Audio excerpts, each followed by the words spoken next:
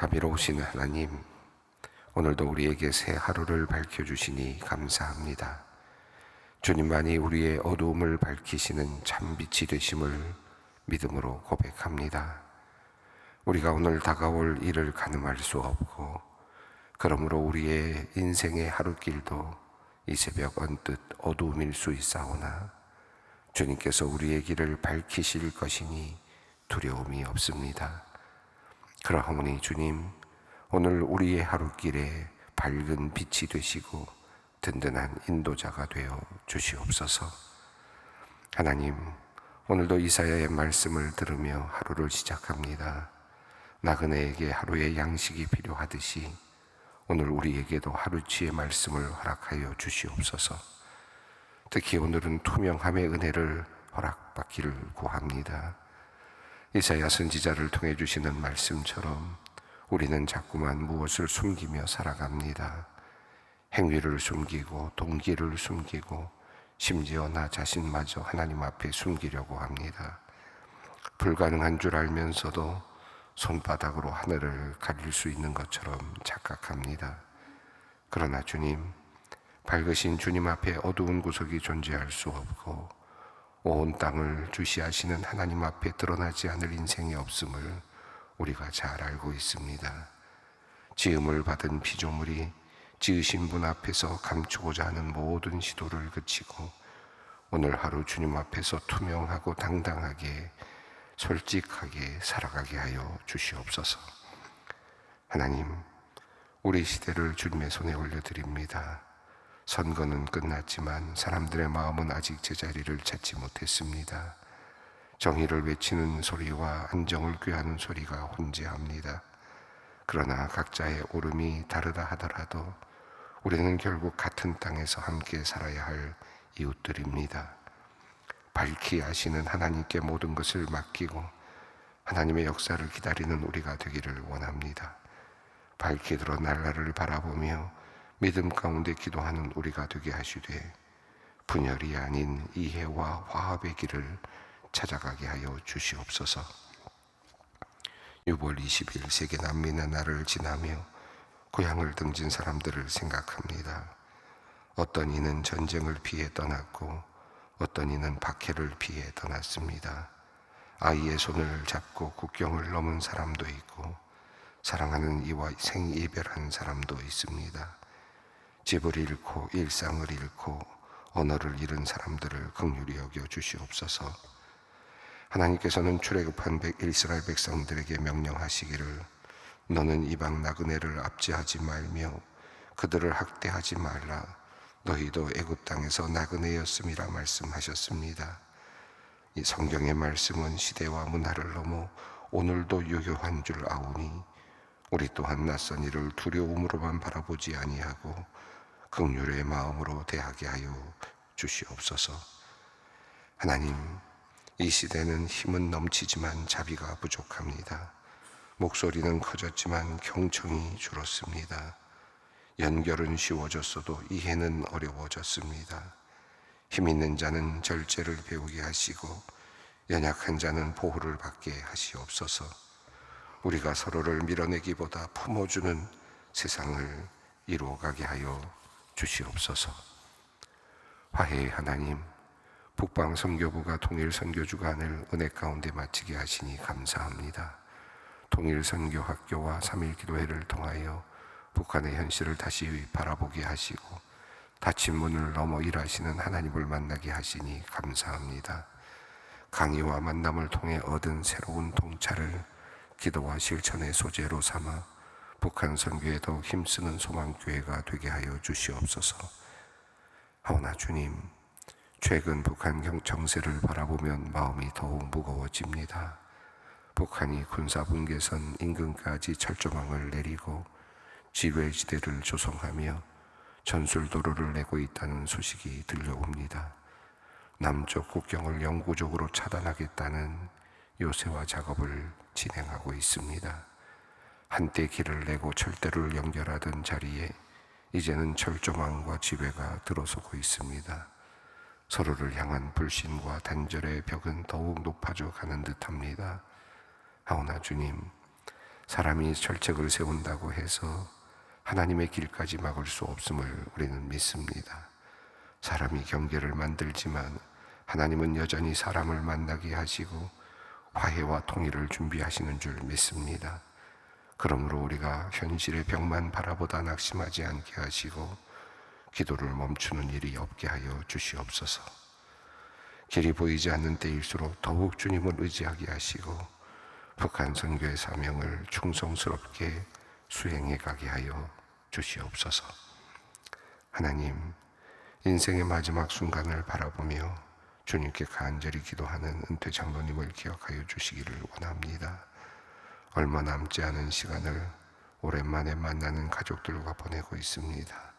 따뜻한 기억을 나누며 이 땅에서의 삶을 잘 정리하게 하시고 하늘나라의 소망을 가득 품게 하여 주시옵소서. 당당하고 힘차게 그리고 기쁨으로 하늘나라를 바라보는 주님의 귀한 종 되게 하시고 함께하는 가족들에게도 큰 믿음과 부활의 소망을 덧입혀 주시옵소서. 남편을 생각하며 눈물로 기도하는 권사님과 아들과 딸 가족에게 위로와 평안을 내려 주시옵소서. 이제 말씀 앞으로 나아갑니다. 오늘도 우리를 말씀 앞으로 부르신 주님을 찬양합니다. 이제 우리 귀를 열어주시고 마음을 부드럽게 하셔서 말씀을 듣고 잘 간직하게 하여 주시옵소서. 암과 깨달음과 순종과 실천이 하나로 연결되게 하셔서 우리로 날마다 하나님의 뜻을 받들며 살아가게 하여 주시옵소서. 우리 주 예수 그리스도의 이름으로 기도 올리옵나이다. 아멘. 오늘 우리에게 주시는 말씀은 이사야서 29장 15절로 24절 말씀입니다. 이사야서 29장 15절로 24절까지 말씀을 함께 봉독하겠습니다.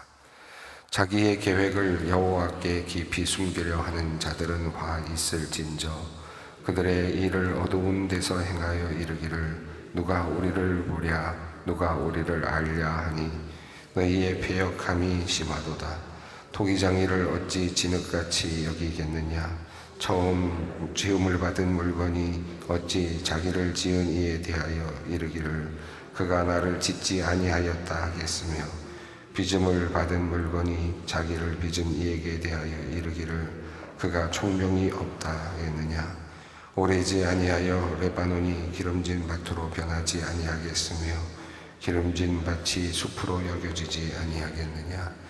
그날에 못 듣는 사람이 책의 말을 들을 것이며 어둡고 캄캄한 데서 맹인이 눈이 볼 것이며 겸손한 자에게 여호와로 말미암아 기쁨이 더하겠고 사람 중 가난한 자가 이스라엘의 거룩하신 이로 말미암아 즐거워하리니 이는 강포한 자가 소멸되었으며 오만한 자가 그쳤으며 죄악의 기회를 엿보던 자가 다 끊어졌습니다.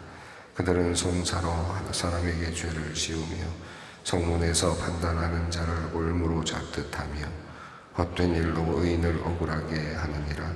그러므로 아브라함의 구속하신 여호와께서 야곱 족속에 대하여 이같이 말씀하시되 야곱이 이제는 부끄러워하지 아니하겠고 그의 얼굴이 이제는 창백해지지 아니할 것이며 그의 자손은 내 손이 그 가운데 행한 것을 볼 때에 내 이름을 거룩하다 하며 야곱의 거룩한 이를 거룩하다 하며 이스라엘 하나님을 경외해야 할 것이며 마음이 혼미한 들은 자들로 총명하게 되며 원망하던 자들로 교훈을 받으리라 하셨느니라.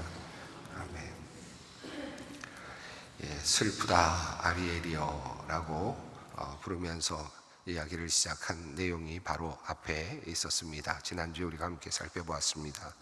슬프다 아리엘이여, 슬프다 예루살렘이여, 슬프다 주님의 시온의 도성이여. 왜 슬퍼졌습니까? 그들은 이제 이후에 하나님께로 나와 아리엘과 같이 되리라 라고 말씀하셨습니다. 제단에 나와서 하나님께 울부짖는 상태가 될 것을 표현한 말이었습니다. 왜 그들은 그렇게 될 것입니까?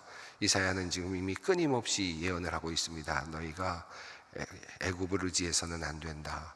또 다른 큰 열방들을 의지해서는 안 된다. 하나님의 뜻은 그러하지 아니하다. 너희는 지금 하나님의 징계를 받는 것이며 하나님의 징계를 받은 다음에는 하나님께서 너희를 다시 반드시 바르게 세워주실 것이다.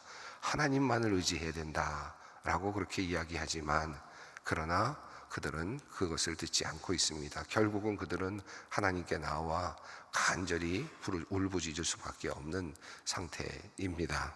자, 오늘 그 이야기 흐름, 그럼에도 불구하고 하나님께서는 그들을 하나님의 뜻 가운데서 이끌어 가실 텐데, 그런데 오늘 본문 말씀은 이제 그 내용을 조금 더 구체적으로 살펴보고 또 말씀하고 있음을 볼 수 있습니다. 우리 15절 말씀을 함께 보겠습니다.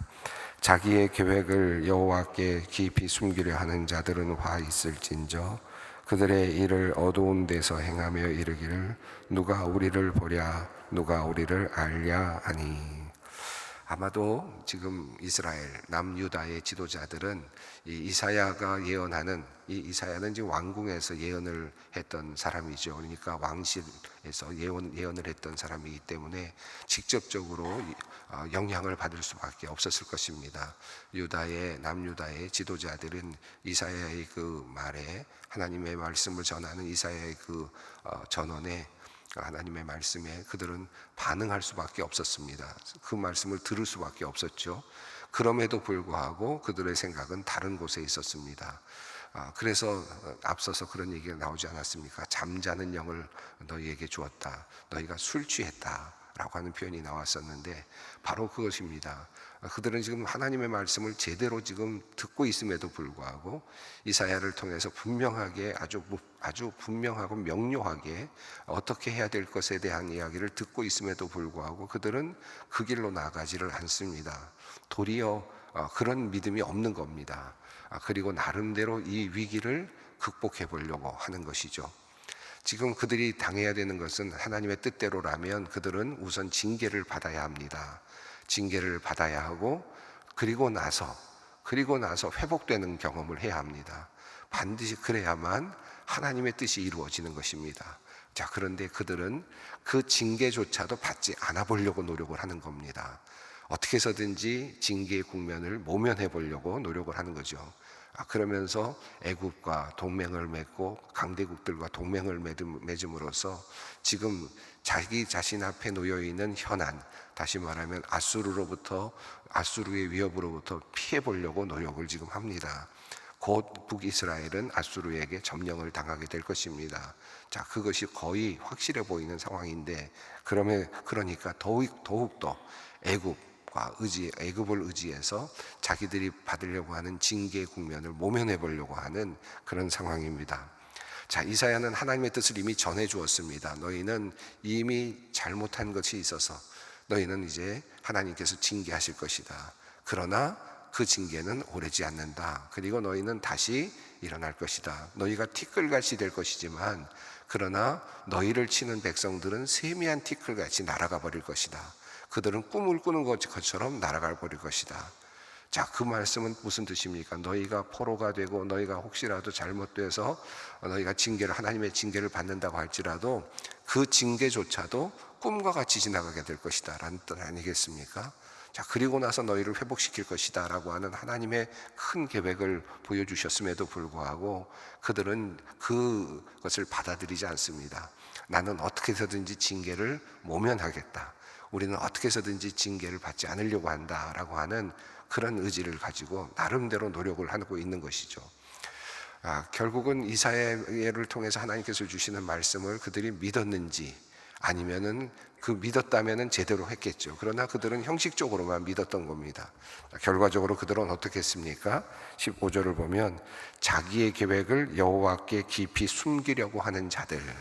자, 그 말은 무슨 뜻이겠습니까? 말로는, 앞서서 그런 말이 나왔죠. 말로는 너희가 하나님을 경외하지만 마음이 나에게서 멀다라고 말씀을 하셨는데, 바로 그것입니다. 그들은 지금 하나님 앞에서, 이사야 앞에서는 네, 하나님을 우리가 의지합니다, 하나님을 의지하겠습니다, 하나님만 의지하겠습니다 라고 말을 하면서도 속으로는 지금 어떻게 생각합니까? 나름 궁리를 하고 있는 겁니다. 나름 살아날 긍풍리, 하나님의 징계를 받지 않고 하나님의 징계를 모면할 방식을 찾아보는 겁니다. 그런데 그 방식은 뭡니까? 애국과의 밀약입니다. 애국과 외교적 군사적인 전략을 함께 짜는 거죠. 자, 그러니까 숨길 수밖에 없는 겁니다. 겉으로는 하나님의 말씀을 순종하는 척 하면서, 그러나 뒤로는 사실은 하나님의 말씀을 순종하지 않는 셈이 듭니다.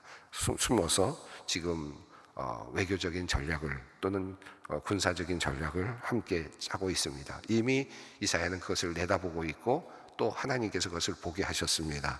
그러므로 화 있을진저라고 이야기를 하는 겁니다.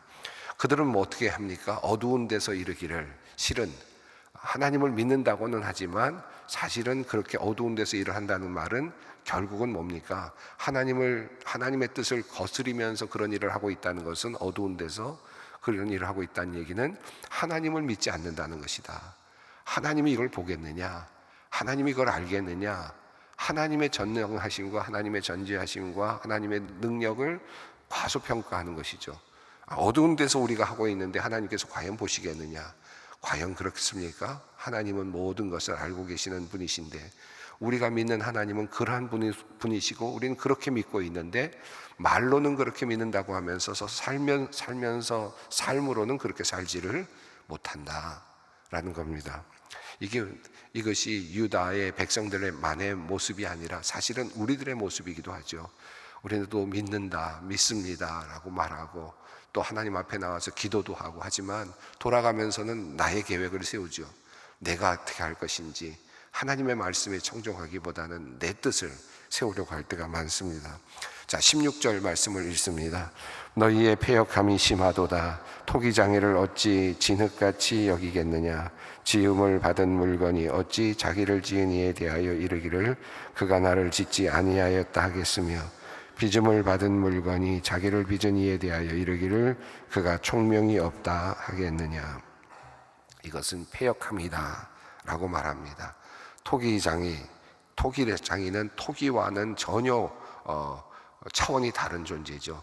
그런데 만약에 토기장애를 진흙과 같이 너도 우리와 동급이야 라고 말한다면, 진흙이 그렇게 이야기를 한다면 그것은 너무나도 큰 패역이죠. 그것은 불경입니다. 도저히 있을 수 없는 일입니다. 그리고 지음 받은 물건이 어찌 지은 이에게 대하여 나를 짓지 아니하였다 라고 말할 수 있겠느냐? 나는 스스로 생겨났다 라고 말할 수 있겠는가? 여러분, 한번 우리 인체를 한번 생각해 보십시오. 지금도 과학이, 그리고 지금도 의학이 끊임없이 인간의 아주 세밀한 구조들을 찾아내고 있습니다. 어떻게 사람의 몸이 작동하는지, 정신이 작동하는지 끊임없이 찾아내고 있는데 아직도 끊임없이 찾아내야만 합니다. 놀라운 신비들이 안에 숨겨져 있지 않습니까? 자, 그런데 우리가 스스로 만들어졌다, 뚝 떨어져 나왔다, 이렇게 우리가 말할 수 있겠습니까? 미생물에서부터 시작돼서 우리가 여기까지 만들어졌다, 과연 그렇게 말할 수 있겠습니까? 자, 그럼에도 불구하고 우리는 스스로 만들어졌다 라고 그렇게 이야기를 한다는 겁니다. 내가 스스로 만들어졌다고 과연 말할 수 있겠는가? 그리고 이렇게 빚으신 분을 향하여서 하나님이 총명이 없다라고 말할 수 있겠는가? 우리가 이해하지 못하는 부분들이 없지는 않죠. 악의 문제라든가 여러 가지 문제들이 있습니다. 그리고 때로는 그것이 하나님 앞에서 하나님께 이건 불공평해요 라고 말할 수 있어 보일 것 같은 것들도 없지는 않습니다. 그렇다고 해도 우리 안에 있는 인체의 신비만 한번 보더라도 하나님은 총명하지 않다라고 말할 수 있겠는가? 이 세상이 흘러가고 있는, 정확하게 흘러가고 있는 우주의 원리만 보더라도, 우리가 지금 발견한 것까지만 보더라도 하나님은 총명이 없다라고 과연 말할 수 있겠는가? 우연이라고 말할 수 있겠는가? 우리는 이 말씀 속에서 지금 안타까워하시는 하나님의 마음을 좀 읽을 수 있었으면 좋겠습니다. 야, 내가 너희를 지었는데 너희가 나를 인정하지 않느냐? 이렇게 너희가 보고 있으면서도 너희가 나를 인정하지 않느냐? 안타까워하시는 하나님의 마음을 느꼈으면 좋겠습니다. 자, 17절입니다. 함께 읽습니다. 오래지 아니하여 레바논이 기름진 밭으로 변하지 아니하겠으며 기름진 밭이 숲으로 여겨지지 아니하겠느냐? 이 15절과 16절을 넘어서서 17절로 들어서면서 앞선 본문도 그랬습니다마는 계속해서 나타나는 현상이 나오는데요. 이 이사야서에서 특별히 우리가 백성들이 와서 회개하고 기도하고 철저하게 회개하고 정말 회개를 하면 내가 너희에게 조금 바꿔주고 운명을 바꿔주고 그런 내용이 없습니다. 그런 내용이 아니라 회개할 것을 간구하시지만 하나님은 하나님 나름으로서 권위 있게 행동하십니다. 위엄 있게 행동하십니다. 하나님답게 행동하십니다. 그 모습이 항상 이사야서에 나오는데요. 우리가 뭔가 회개를 하고 깨우쳤기 때문이 아니라 하나님은 하나님이시기 때문에 우리를 돌보십니다. 하나님의 그 권위와 하나님의 위엄을 가지고 우리 인간을 또 구원하십니다. 자, 그런 모습들이 나오는데 17절에 오래지 아니하여, 이것은 하나님께서 주권적인 행동을 하실 그날입니다. 이 앞에서 토기장이를 향하여서 진흙이 불평할 수 있겠느냐, 불평을 하고 있다는 말이죠. 또 앞서서 자기 계획을 숨기고 있는 사람들 숨기고 있다는 말이죠.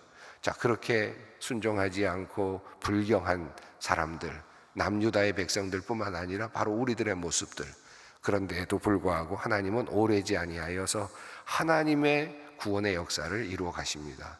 하나님답게 행동하십니다. 너희가 그러니까 나도 그럴 거다, 너희가 그러니까 나도 그러면 이렇게 할 거야 라고 하지 아니하시고, 여기 이 부분에서는 도리어 하나님께서는 하나님의 권위로 하나님의 구원의 역사를 이루어 가시는 것을 보게 됩니다.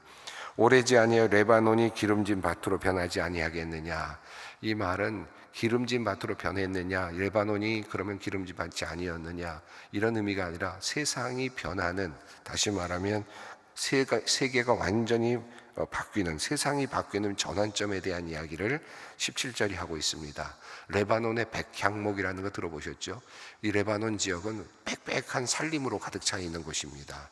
자, 그래서 거기서 백향목, 울창한 그 숲이 있어서 그곳에서 큰 나무들을 가져다가 성전도 짓고 그리고 왕궁도 짓지 않습니까? 자, 그러니까 이 레바논 지역은 울창한 숲 지역입니다. 그런데 기름진 밭이 된다. 완전히 다른 땅이 되는 셈입니다. 자, 그러면 그 다음에 기름진 밭, 여기서 보면 여기서는 어떤 곳이라는 내용이 없습니다. 기름진 밭이었던 것이 숲이 된다, 울창한 숲이 된다. 이 말은 세계가 완전히 뒤바뀌는 전환점입니다. 하나님께서 완전히 세상을 바꾸실 것인데, 이것은 자연의 파괴를 의미한다기보다는 하나님께서 이제 주권적으로 들어오셔서 이 역사에 들어오셔서 하나님의 전환점으로, 이 역사의 전환점으로 모든 것을 뒤바꾸시는 날, 그 다시 말하면 구원의 날이라고 할 수 있겠습니다. 역전의 날이라고도 할 수 있겠죠. 자, 그날, 이것은 그들이, 이스라엘 백성들이 뭘 했기 때문이 아니라 하나님의 주권적인 역사입니다. 하나님답게 행동하시는 모습인데 18절 19절을 읽겠습니다. 그날에 못 듣는 사람이 책의 말을 들을 것이며 어둡고 캄캄한 데서 맹인의 눈이 볼 것이며 겸손한 자에게 여호와로 말미암아 기쁨이 더하겠고 사람 중 가난한 자가 이스라엘의 거룩하신 이로 말미암아 즐거워하리니. 그날에 어떤 일이 일어나느냐, 보지 못하는 사람이 보게 될 것이다. 듣지 못하는 사람이 듣게 될 것이다. 그리고 겸손한 사람들이 기뻐하게 될 것이다. 그리고 가난한 자에게 즐거움이 임할 것이다 라고 말씀합니다.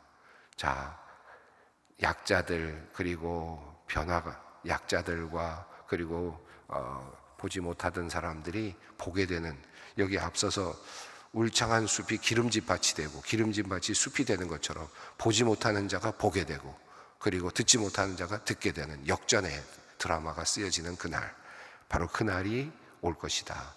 오래지 않아 올 것이다. 이 오래지 않아 온다는 이 말은 어떤 의미겠습니까? 포로로 잡혀갔다가 포로에서 돌아오는 날 눈이 열릴까요? 포로로 잡혀갔다가 포로에서 돌아오는 날 귀가 열리겠습니까? 가난한 자가 복을 받겠습니까? 도대체 이 말은 무슨 말입니까? 마태복음 11장에 보면 11장 5절로부터 6절을 보면 예수님께서 세례 요한을 향해서 말씀하신 내용이 있죠. 세례 요한이 오실 그 이가 당신이 맞습니까? 라고 물었을 때 예수님께서 하시는 말씀이 이 말씀입니다. 5절과 6절을 함께 읽겠습니다. 맹인이 보며 못 걷는 사람이 걸으며 나병 환자가 깨끗함을 받으며 못 듣는 자가 들으며 죽은 자가 살아나며 가난한 자에게 복음이 전파된다 하라. 누구든지 나로 말미암아 실족하지 아니하는 자는 복이 있도다 하시니라. 지금 이 말씀은 바로 예수님께서 후에 인용하신 말씀의 한 부분이기도 합니다. 다시 말하면 예수님의 오심이 어떤 의미인가, 또 예수님은 어떤 분으로 이 땅에 오셨는가 라고 하는 것을 보여주신 내용이고, 이사야서는 바로 그 예수님, 오실 예수님 메시아의 모습을 아주 분명하게 그려놓고 있습니다. 이사야서에는 계속해서 아주 숨겨진 그림처럼, 그림찾기처럼 예수님에 대한 이야기가 숨겨져 있는데, 이 그날은 바로 하나님께서 온 인류를 구원하시고 이스라엘 민족까지 모두 구원하실 진정한 구원의 날, 바로 그 구원의 날이 도래할 것을 말씀하고 있습니다. 자, 20절 읽습니다. 이는 강포한 자가 소멸되었으며 오만한 자가 그쳤으며 죄악의 기회를 엿보던 자가 다 끊어졌음이라. 21절입니다. 그들은 송사로 사람에게 죄를 씌우며 성문에서 판단하는 자를 올무로 잡듯 하며 헛된 일로 의인을 억울하게 하느니라. 그날에 하나님께서는 죄를 단죄하실 것입니다. 또 마찬가지죠. 그렇다고 해서 강포한 자가 사라지는 것이 아니고, 그리고 또 억울하게 만드는 사람이 사라지는 것은 아니지만, 예수님께서 이 땅에 오시는 날 그들은 이미 멸망한 것과 같습니다. 왜 그렇습니까? 그것은 바로 예수님께서 그들을 심판하실 것이기 때문입니다. 확실하게 종말의 심판자로 나서실 것이기 때문입니다. 강포한 자는 어떤 사람입니까? 송사를 할 때, 재판을 할 때 다른 사람에게 죄를 뒤집어 씌우는 사람, 억울하게 만드는 사람, 심지어 성문에서 판단하는 자를 올무로 잡듯 한다는 말은 성문에서 재판을 하는 사람을 자기의 마음에 들지 않는다고 내쫓아내거나 올무를 만들어서 또 그도 또 죄인으로 만들어버리는 그런 참으로 참혹한 모습들, 이런 것들을 이야기하고 있습니다. 정의가 끊어져 있는 상황, 정의가 소멸되어 있는 상황. 그러나 그날이 오는 날, 오래지 않은 그날에 바로 이러한 모든 억울한 일들은 사라지게 될 것입니다. 주님께서 다 갚아 주실 것입니다. 다 판단해 주실 것입니다. 그러므로 22절 이후에 나오는 것은 야곱의 백성들은 마지막에 어떻게 됩니까? 구원받은 백성들은 어떻게 됩니까? 23절입니다. 그의 자손은 내 손이 그 가운데 행한 것을 볼 때에 내 이름을 거룩하다 하며 야곱의 거룩한 일을 거룩하다 하며 이스라엘의 하나님을 경외할 것이며, 24절입니다. 마음이 혼미하는 자들로 총명하게 되며 원망하던 자들도 교훈을 받으리라 하셨느니라. 그날이 되면 마음이 혼미하던 자들, 방황하던 사람들도 정확히 알게 될 것이고, 그리고 또 원망하던 자들도 그래서 그랬구나 라는 것을 알게 될 것이다. 하나님의 귀한 섭리, 하나님의 역사, 구원의 역사, 이 구원의 역사가 그려지고 있습니다. 자기의 계획을 숨기려고 하는 사람들, 은밀하게 숨기려고 하고 있는 사람들, 그러나 하나님은 하나님이시다 늘 생각하면서 하나님을 속이려고 하지 말았으면 좋겠다. 오늘 그 교훈 하나라도 우리가 한번 붙잡고 함께 나갔으면 좋겠습니다. 함께 기도의 자리로 나갑니다. 하늘에 계신 우리 아버지, 아버지의 이름을 거룩하게 하시며 아버지의 나라가 오게 하시며 아버지의 뜻이 하늘에서와 같이 땅에서도 이루어지게 하소서. 오늘 우리에게 일용할 양식을 주시고 우리가 우리에게 잘못한 사람을 용서하여 준 것 같이 우리의 죄를 용서하여 주시고 우리를 시험에 빠지지 않게 하시고 악에서 구하소서. 나라와 권능과 영광이 영원히 아버지의 것입니다. 아멘.